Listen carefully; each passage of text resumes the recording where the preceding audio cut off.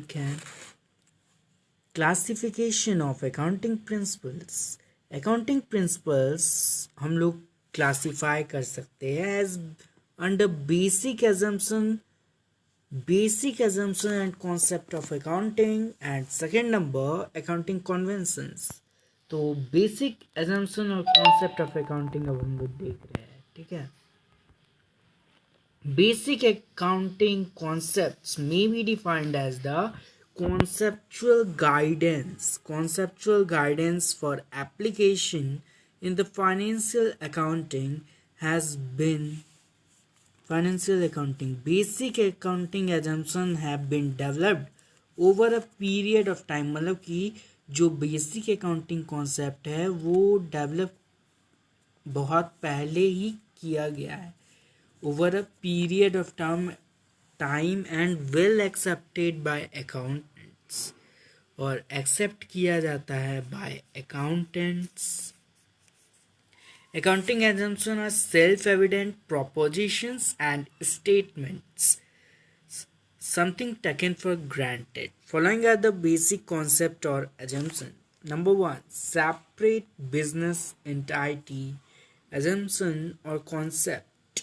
Business entity assumption is also known as accounting entity. मतलब कि business entity assumption को हम लोग अकाउंटिंग एंटिटी कॉन्सेप्ट भी कहते हैं। It means that a business unit is considered as a distinct entity. मतलब बिजनेस यूनिट इसमें डिस्टिंक्ट एंटिटी हो जाता है from its owners and all other entities. According to this concept, a business entity is on economic units। इस concept के अनुसार जो business entity है वो इकोनॉमिक यूनिट है जो कि ऑन करता है its assets and its own obligations, that is liabilities. The owners में है पर्सनल बैंक अकाउंट। मतलब ऑनर्स के पास पर्सनल बैंक अकाउंट भी हो सकता है, real estate and other assets भी हो सकता है, but these will not considered as asset of business. पर इसको बिजनेस का एसेट्स कंसिडर नहीं किया जाएगा। All the transaction of the business are recorded in the books of business from the point of view of the business। even the proprietor is treated as a creditor। मतलब इसमें हम लोग proprietor को as a creditor treat करते हैं to the extent of his capital। in case of non-corporate bodies like sole proprietor and partnership form, there is no separate legal entity। मतलब कि इस केस में सेपरेट लीगल एंटिटी नहीं होता है। Owner and business are treated as one and the same for legal purpose, but the accounting purposes business is treated separate from its owners. ठीक है। Significance of accounting principles. Significance क्या होता है? तो accounting entity concept is very significant because it limits. मतलब कि जो accounting concept होता है वो सिग्निफिकेंट होता है because it limits the transactions. मतलब वो ट्रांजेक्शन्स को लिमिट कर देता है that are to be included in accounting records। if this concept is not followed, affairs of the business will be mixed up with private affairs of the proprietors, and the true picture of the business will not be available। it is very difficult to evaluate the performance of the business alone since the private transaction introduce bias in the results। अब हम लोग देखेंगे effect of the concept. ये concept से क्या effect होता है? तो the efficiency and earning capacity of the enterprise can be measured correctly. Financial position of the enterprise can easily B find out. Personal transaction and business transaction can be distinguished easily। Proprietor is treated as a creditor of business।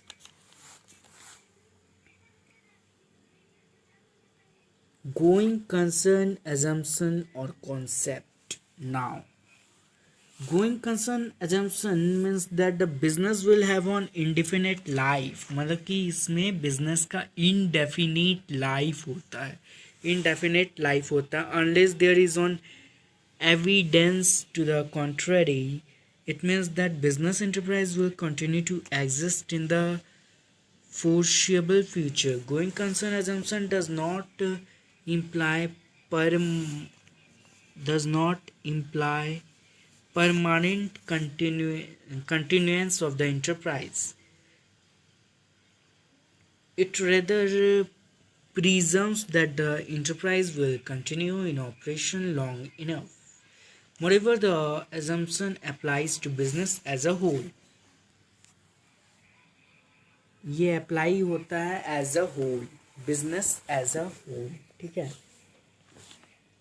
The significance of these assumptions may be explained as under: fixed assets are valued at a cost less proper depreciation and not at market price. मतलब कि इसमें fixed assets को value करते हैं cost less proper depreciation and not at market price पे नहीं करते, ठीक है, डेप्रिसिएशन लेस करके करते. तो inventories are valued at cost और मार्केट प्राइस. इन्वेंट्रीज को वैल्यू करते हैं as cost and market price, whichever is lower. Prepaid expenses are shown as asset in balance sheet. मतलब बैलेंस शीट में हम लोग प्रीपेड एसेट को शो करते हैं. एसेट प्रीपेड एक्सपेंस को हम लोग एसेट्स में शो करते हैं बैलेंस शीट में. The accountant directs his attention to the proper allocation of expenses and incomes to the current period and does not bother about the market value of fixed assets. ये market value of fixed assets पे bother नहीं करता है, ठीक है. Effects क्या है concept का, गोइंग कंसर्न कॉन्सेप्ट्स का जो एजम्पशन और कॉन्सेप्ट है उसका इफेक्ट्स क्या क्या है. तो whatever bad position of the business में be, it has not affected on the accounting aspect of the business. The accounting always remains hopeful about continuity of the business. In the following condition, going concern concept may not work. मतलब इस condition में going concern concept work नहीं करेगा.